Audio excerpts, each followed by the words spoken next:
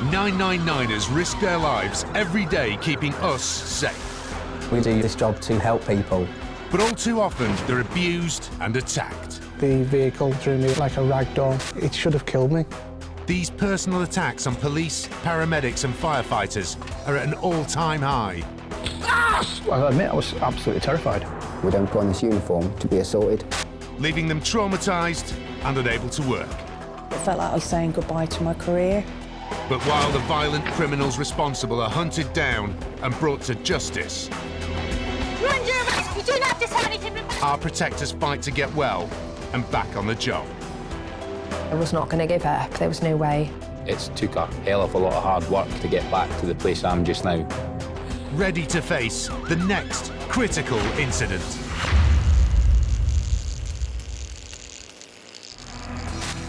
Today, thieves on the run use their getaway car as a weapon. There's always been police officers killed by people in cars deliberately. Paramedics come under attack from a patient they're trying to help.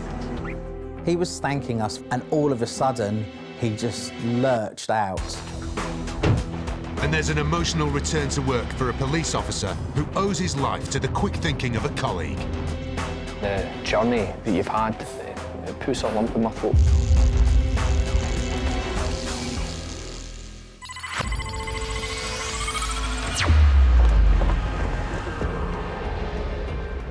Edinburgh, January 2016.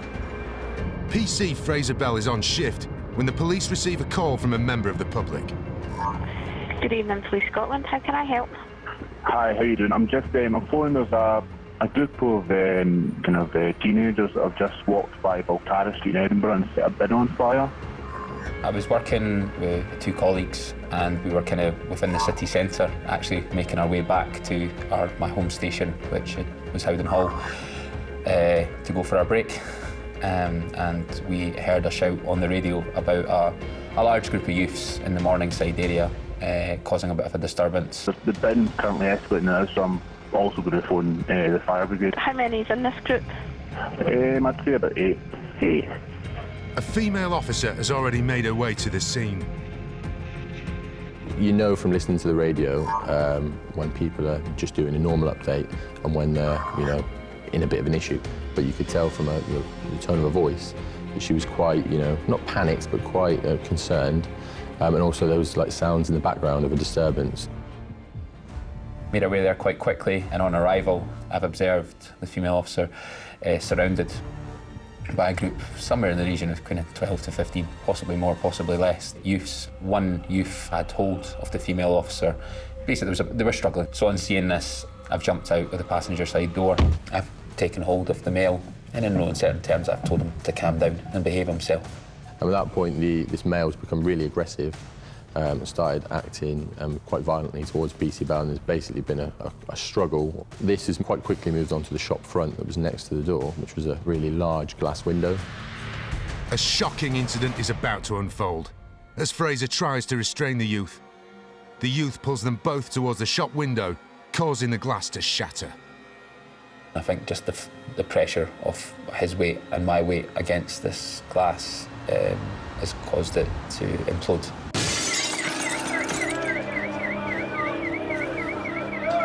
He's fallen backwards. I've remained standing, but still had a hold of him.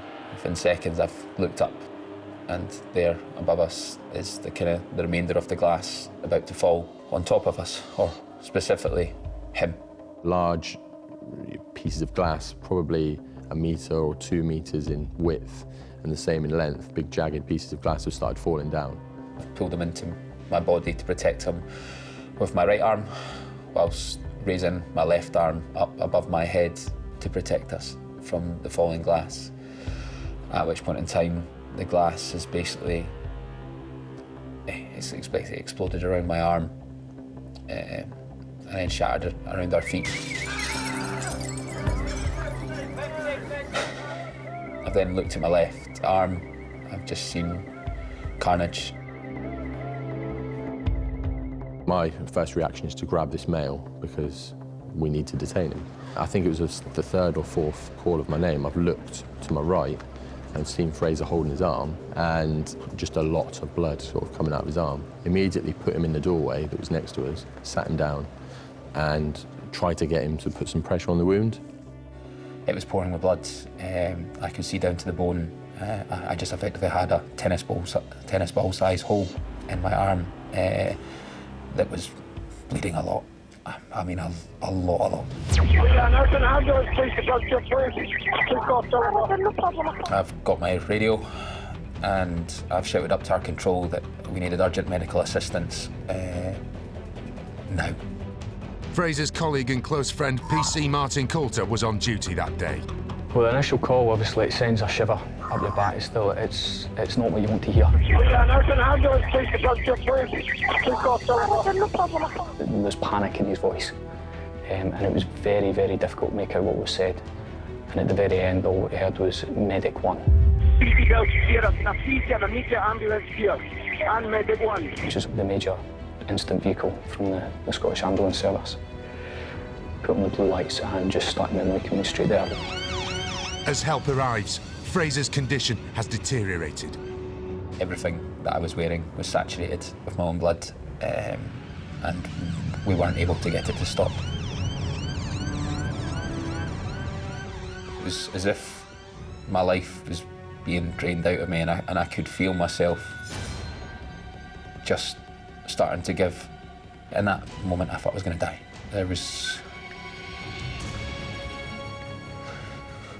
It was very real. Fraser has lost nearly 5 pints of blood and is in a critical condition. His thoughts turn to his wife and daughter. He's saying, you know, you listen to me, you need to look after Andrew. If I don't make it out, you need to, look after Corrie, make sure she's all right, make sure Andrew's all right.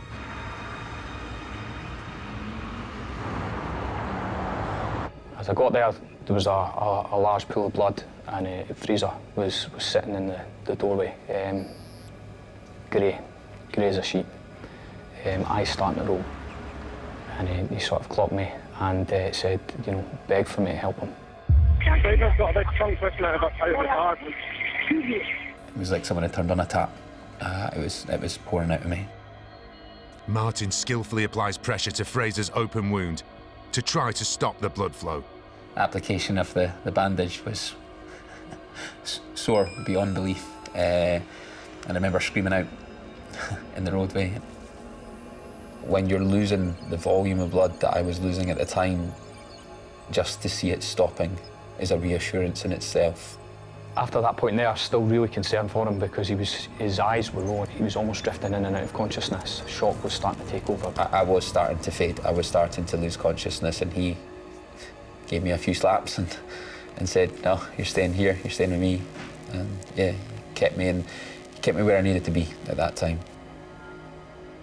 Obviously, that's the training side. You look at the individual, you look at the casualty, but then, you know, you've got a friend, you've got a colleague that you've got a lot of respect for, and you start to think, right, am I going to have to, you know, is he going to die in front of me? Fraser is rushed to hospital. I was in the back of the ambulance offering advice and support to Fraser, holding his hand, you know, trying to comfort him as best as I could. I needed someone that I knew with me to reassure me, to keep me calm. He was still petrified. He thought that he was going to die. He'd obviously seen what had happened to him, and he was also really, really scared that he wasn't going to be able to hold his daughter. And that was one of his big worries, and that was my worry. I was happy that he was stable, but my big worry, seeing the injury, was whether he was going to end up losing his arm or not.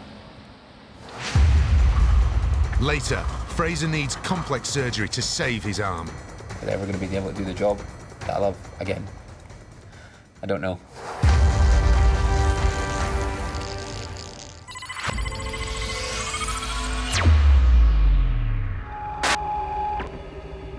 In Manchester, PC Ian Bruce is part of a specialist team tackling vehicle crime.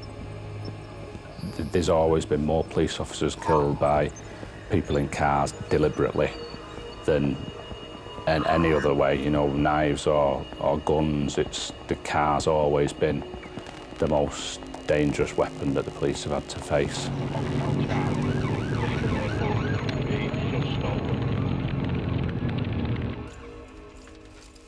Ian has worked in the Tactical Vehicle Intercept Unit for 16 years. They use high-powered cars and high-tech cameras to fight vehicle crime. This includes catching joyriders, thieves in getaway cars, and chasing down stolen vehicles. Danger may be written in the job description, but Ian gets a lot of satisfaction from his role. My big passion in the police is catching burglars and robbers. That's the sort of people that we target. One night in October 2017, Ian was on patrol and partnered with his colleague, PC Burtonshaw. We'd had quite a few burglaries up in the North Bury area, which is right at the north side of the force. So we made the decision to go up to that area. Around 3:20 a.m, a call comes in that an alarm is going off in a convenience store. Ian arrives to find the store has been broken into and the suspects are still at the scene. As we pulled alongside it, there was two men in balaclavas or face coverings coming out of the front door. One of the offenders ran across the main road, so we went out on foot after that male. He ran into an alleyway, and we both ran down that alleyway. And then the alleyway splits into two, so my colleague PC Burnshaw's gone one way, and I've gone to check the other alleyway. Ian then hears the rest of the criminal gang make a quick exit in a getaway car. There's a car has come past with no lights on, engine revving loudly. It was, quite clear in my mind then that was the offenders. I'm obviously separated from PC Burtonshaw at that point. Ian has to make a split-second decision. Wait for his colleague or pursue the offenders. The decision was made by Ian to go alone, which was the right decision. I was desperately trying to run back to the car to get in with him, but he'd gone and he had to go. I'm in pursuit from this B's in Greenmount. It's Ford Mondeo for the Greenmount turning, and it's continuing. Ask the section patrols to come with me. I need them section patrols involved in this pursuit. The dangers to me, single crew overrides it. My partner is out on foot. The minute that he shouted up on the radio channel that he was on his own and he's behind the subject vehicle, his colleagues heard that shout and they made their way to the area. Ian is on his own and knows that if he catches up with the criminals, he will be outnumbered, as there are 5 of them to only 1 of him. They were quite high speed already, and it's developed straight into a pursuit. They know it's our car behind them.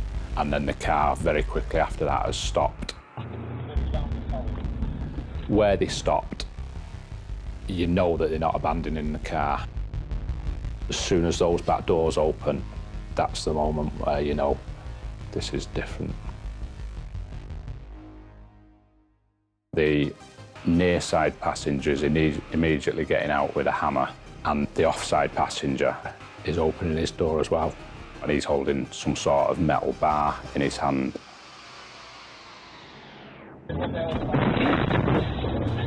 So I've driven through the open offside door in order to get in front of them. That's when you realise, oh, this is serious now. They've got out and attacked my vehicle, CK. They've got out and attacked me. Stand by. 3 of the gang members have run off, but there are still 2 in the car. And now they are chasing Ian. As I turn round, they've driven down the road towards me, and they then try and block me in. So I've driven into the front of their car in order to avoid being trapped. He was left with no other option. If he stayed where he was, I have no question whatsoever that they'd have attacked him, they'd have smashed the car up, and even worse, they'd have assaulted him. But Ian isn't letting them get away. He turns his car around and continues the pursuit. I need assistance. You can hear the panic in his voice. They've attacked me and my vehicle. Stand by. You're praying to yourself that 1, you're close enough, and 2, he doesn't come to serious harm. We're on, I'll give you a street name, on Booth Street. It's very scary when you're there on your own in the middle of nowhere. It's quite away from other police officers. You're used to having your colleague there next to you, and then all of a sudden you're on your own. You know people will be coming, but you don't hear it. You don't have anybody shouting up saying, "Oh, I'm just round the corner." You just hope they're coming soon. And they can't come soon enough for Ian, as the criminal's car makes another sudden stop. I don't know what they're going to do here. You don't know what their plan is. This time, they start reversing at my car. Yeah, I'm trying to get rammed again now, CK. They're ramming me again, CK. Meanwhile, Ian's partner, left behind at the scene of the crime, has managed to bag a lift with a responding police officer. After he'd gone off chasing the Mondale, a section car turned up, responded to the alarm at the premises. I took over the driving, he jumped in the passenger seat, and we ended up as car 2 behind PC Bruce. He closely follows the events as they unfold over the radio. I knew things weren't going perfectly to plan. I could hear it in his voice.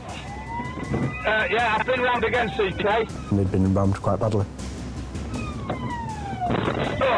They've accelerated quite sharply, so it did hurt that impact. I've been rammed a few times by these vehicles. It's becoming more and more prevalent. It's not a good tactic, but it's what happens. Papa Oscar 5-4, Foxtrot Echo Mike. Ian was still, at this point, the only one behind the vehicle. There was still at least 2 offenders on board.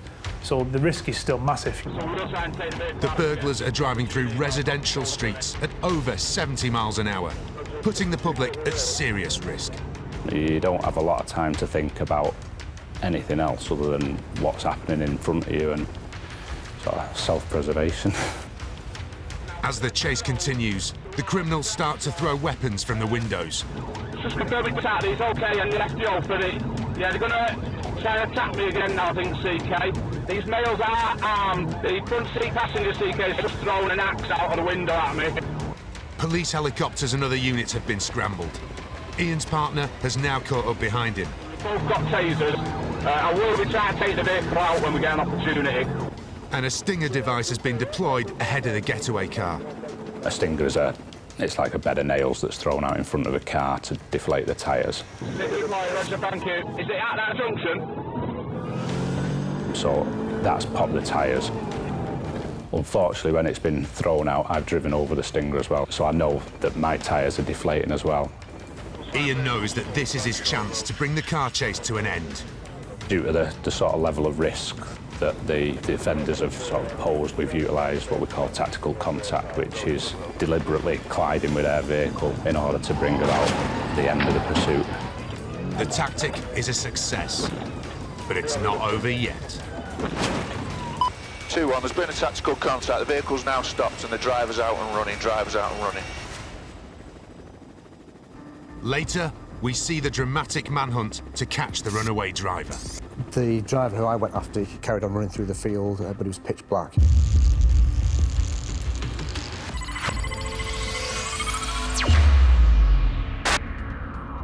In Edinburgh, PC Fraser Bell is being rushed to hospital after shattered glass seriously injured his arm while he tried to make an arrest.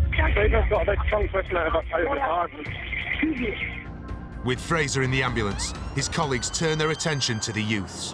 When more officers started to attend, once there was enough for Fraser and for the crime scene. But I was aware that a number of youths were sort of detained in relation to the earlier incident of setting fire to bins in the antisocial behaviour. The main offender was underage and was referred to the children's reporter. No one else was charged in relation to this incident. Fraser's wife Andrea was at home that morning, looking after their 1-year-old daughter, Corrie. And I came through and I sort of hit the button on my phone to check the time. And I saw a message from Fraser's dad, which is a bit unusual. He doesn't usually text me. And it just said Fraser had broken his arm. So I just thought, oh, what a big caloof. What's he been doing to himself? His dad obviously didn't want to tell me the severity of it all then. And I suppose I wasn't being very sympathetic because of that. He said it was a big cut. So in my head, I sort of thought, they're just, having to sew it all up. The reality for Fraser was much more serious, and he needed immediate and complex surgery. I was terrified. Like I wanted my hand to be, I wanted my arm to be fixed, but I was so scared that I wasn't going to come back out the other side. Fraser's radial nerve is severed, This nerve runs down the entire arm and plays a vital role in sensory and motor function in the hand. One of the real problems in Fraser's case was the nerve that runs in the middle of the forearm and provides motor innervation to the fingers. It lifts the fingers up, and it also lifts the thumb away from the palm, so it allows the hand to be used in a functional capacity. The nerve was cut in two places. Fraser's injury resulted in the fingers dropping and the thumb dropping into the palm, so he had no ability to resist the effects of gravity and lift his fingers up. And all of the tissues were just pulled apart, so it was a very large gap that went right the way down onto the bone. So he was in surgery for about 6 hours, so I didn't get to see him again that day, and that was hard, because obviously I'd gone back to the hospital to see him and just had to come away without knowing he was still in surgery.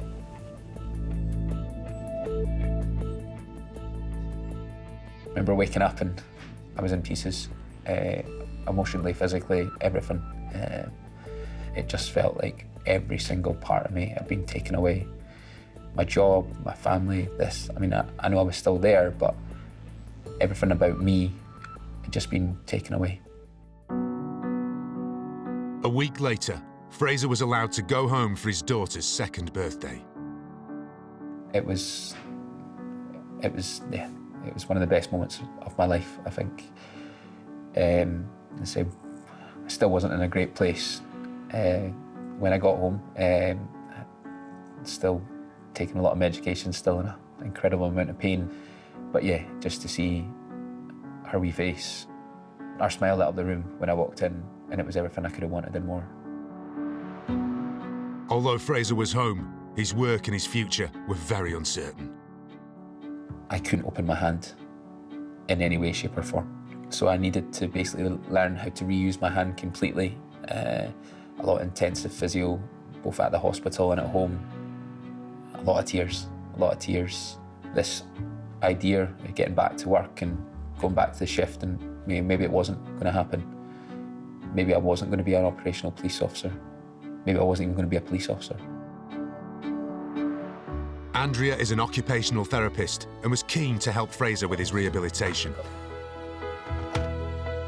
As he progressed and was allowed, as his surgery and sort of as things had healed up internally, he was obviously starting his physio and doing exercises and things, but I sort of went into my occupational therapy mode, I think, and I sort of got him all these different gadgets and things so that he could make something to eat for himself, one-handed. She was my rock at the very beginning. I mean, not only was she looking after me, she was also looking after a very small child. She was working, she was dealing with my moods, which, if I'm honest, were not great.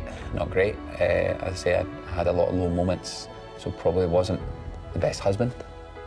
I love her, I love my kids, I love my job. And do you know what, I'm glad I'm still here, and that's the main thing. When I was in that doorway,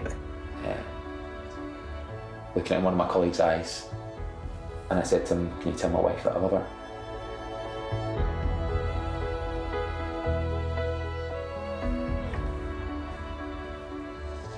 My hand function had completely gone.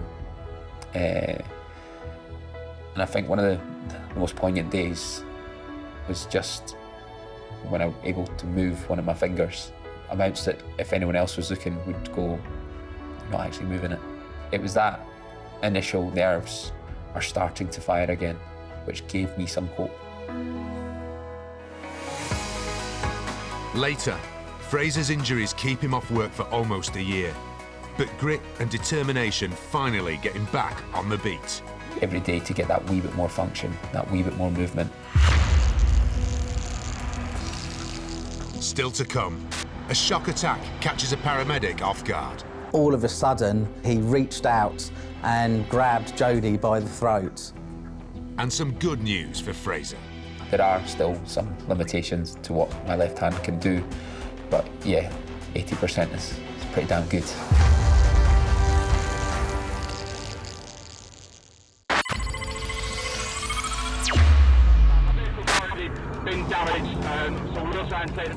Back in Manchester, PC Ian Bruce has been chasing a gang of burglars. You don't have a lot of time to think about anything else other than what's happening in front of you. Driving the section car behind me, we've both got tasers. Having collided with the car to bring the chase to an end, Ian is ready to arrest both the passenger and the driver. The passenger straight away, he's put his hands up and he surrenders straight away to us. But the driver still thinks he can get away. Driver's out and running, driver's out and running. As he runs into nearby fields, Ian's colleagues give chase. Tactical contact, driver now out and running. The driver who I went after, well, I was behind him, and he carried on running through the field, but he was pitch black. What the driver doesn't realise is that there is a police helicopter overhead. They may think they're invisible, but that heat-seeking camera on the helicopter is brilliant. The harder you run, the more your body temperature rises, and the more your heart's pounding, which it will be, the adrenaline will be going. You glow like a big white dot on that screen. Yeah, he's off in the darkness, mate, and the fields. You can try and run, and for us on the ground, there might be obstacles in our way. You jump over walls, you run through fields. It'll always keep tabs on you. Bear to your right, you see him making off across the field. And it's quite easy for the helicopter to talk in officers on the ground. So he's in hedges now, coming out onto Bradshaw Road near Isherwood's farm. It was highly, highly unlikely that he would ever have escaped. He was always going to get caught. There's nowhere left to hide for this runaway criminal. The game is finally up. He eventually came out the other side of the field, and there was police there to detain him and arrest him. The police patrol's got him in custody now. Yeah, driver's been detained. We know now they were stealing cigarettes and they were trying to drag the cash machine out from the premises. We caught 2 offenders, the 2 that remained in the car, we caught them. The other 3 have never been caught. The driver pleaded guilty to burglary, dangerous driving, driving while disqualified, and having no insurance. He was sentenced to 2 years and 8 months in prison. The passenger was convicted of burglary and banged up for 16 months. They're obviously career criminals and they're dangerous people.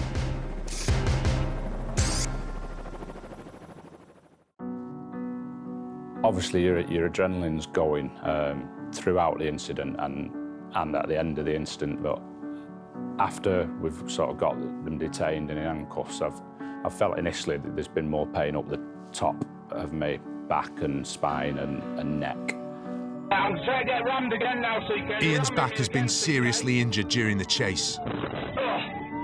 The main injury is a torn disc, which I think is my 5th vertebrae.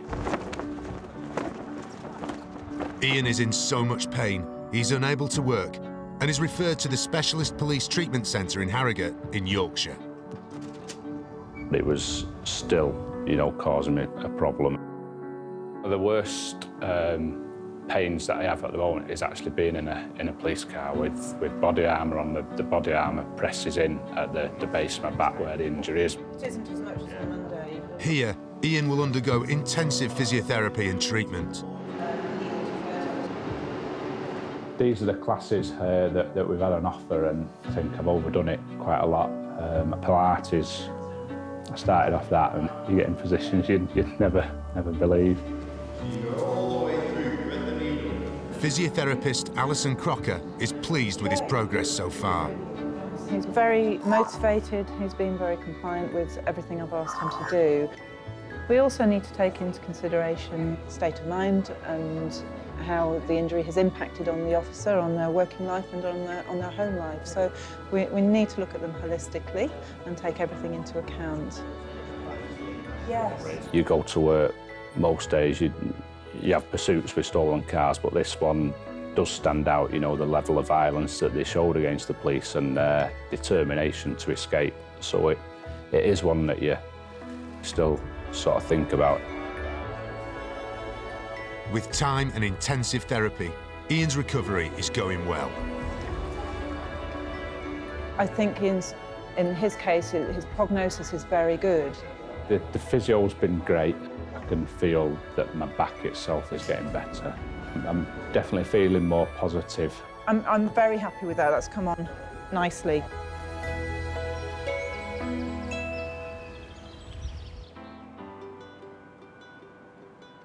Three months after the high-speed chase that ruptured Ian's disc, he's ready to get back behind the wheel. Looking forward to getting back out on the streets again. It's really frustrating when you're off work and hearing what's going on and what you're missing, and you want to be back there and back out doing it again. It's his first night back, and Ian's looking forward to seeing his colleagues again. When an officer returns back to work, you know, we're all happy to have them back, but we have to be sensitive as to why they was off in the first place. I know. No, there was no sensitivity from them. Hello? Providing it's professional and respectful, there may be some playful banter. Hey, how's your holiday been? 3 months, nice Christmas and that. Looking well. Cakes here if you want them, boys and girls. Having Ian back at work is absolutely brilliant because, you know, we're all friends and we're all colleagues at the end of the day. But it's such a morale booster because, you know, one, not only are they recovering and they're doing well, two, they're back in work, you know, and they're part of the team again. Yeah, it was great. It was good to have him back. He was missed in the office. He would have been off for so long. He needs to get straight back on the wagon, doesn't he? Straight back in the driver's seat and back to it.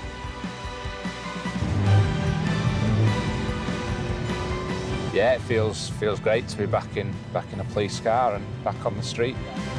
We've heard a couple of burglaries and cars been stolen. It's just straight back into like it's any other day. Yeah, like I've not been off.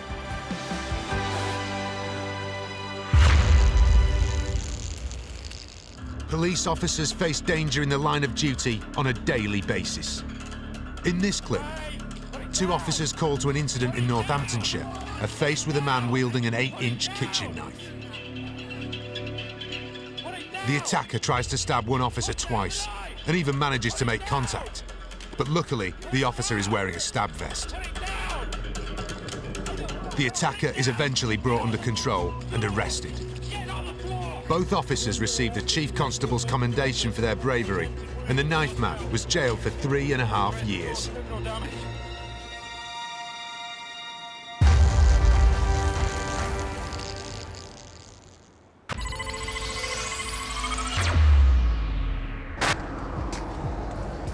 Sadly, police officers are not the only emergency service workers who face violence on the job. Jodie Nutley West is a paramedic with the South East Coast Ambulance Service. Until 6 months ago, she regularly worked with Aaron Blunden, her mentor and friend. It's a pleasure doing a shift with Jodie. She's very bubbly, very loud, and she's very well liked. And she's always smiling. She'll make people happy. I have a grade 1 view. It doesn't feel like work. You've spent 12 hours with someone you're getting paid with just to have fun, really, and save lives. After working together for years, they've been through a lot. We medically treat people from sort of social domestic problems to the most life-threatening emergencies that we come across. But nothing prepared them for a violent attack from a patient they were trying to help. Jodie and I were working a typical day on an ambulance. You never know what the next job's going to be, and we were enjoying it. We had had a good day. The next job that just came along just happened to be a male that was found in a high street on the floor, and that was assigned to us. The patient had no visible signs of injury, but was complaining of abdominal pain. He was approximately 50 to 60 years of age. He'd had a little bit to drink, but he wasn't intoxicated. He wasn't heavily intoxicated. He was talking, he was responding to us. Jodie and Aaron quickly transferred the patient onto a stretcher and into an ambulance. He was slightly confused, but he was talking to us very openly and almost thanking us for helping him and getting him out of the cold. There was no warning. There was nothing to say that it was going to change. And all of a sudden, he just lurched out. There was a look on his face of just pure hatred. And he reached out and grabbed Jodie by the throat. Just out of nowhere, just to respond like that and strangle me was a massive shock to the system, really. He scared me. The reaction from me was just to grab his arms and forcibly take them off of her throat. He was then forcibly trying to get up. The change was unbelievable, from thanking us to all of a sudden being this absolute rage of torment. He started thrashing out, he started spitting, he started swearing at us. And then it continued to get worse verbally. He was making very aggressive threats to kill us. He wanted us to let him go so he could fight Aaron. The only way we could stop him was by restraining his arms and his legs. And the power that he had in him, that two of us struggled to keep him down. He was being verbally aggressive to myself with the most horrendous and vile things you could possibly say. There was pure evil in what he was saying, and I think that's the thing that affected Jodie so much. And we could just do no more than just hold him down and let him just say what he needed to say, basically. Using restraint is the last thing you ever want to use on someone. But at this case, we had to protect ourselves. While Aaron restrained the patient, Jodie pressed the priority button and called for help. Luckily, it was armed police that turned up. So big men with big guns turned up, and he wasn't so angry then. We still transported him to hospital because he was our patient. We can't just give up on someone. In that time of driving into hospital was obviously when you then start realising what had just happened. When you're on your own and you're driving in.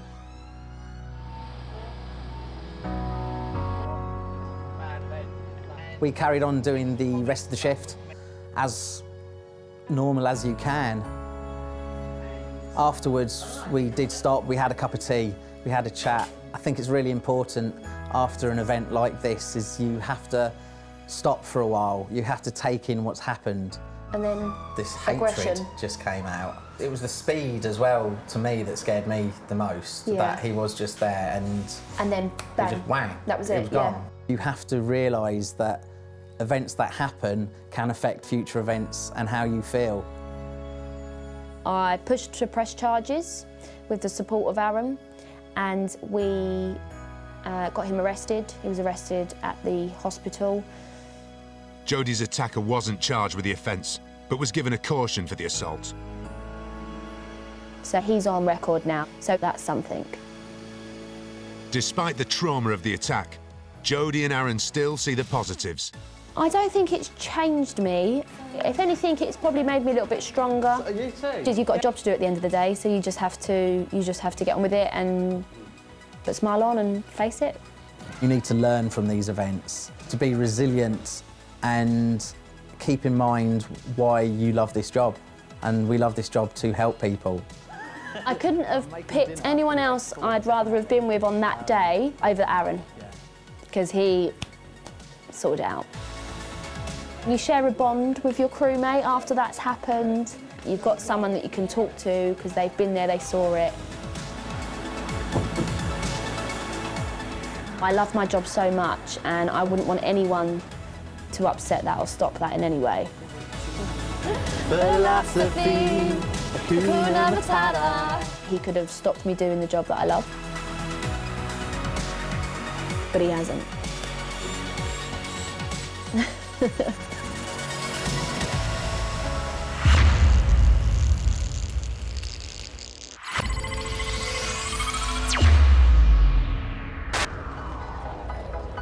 Back in Edinburgh, PC Fraser Bell spent 10 months off work following an attack which caused him to crash through a shop window and nearly lose his arm.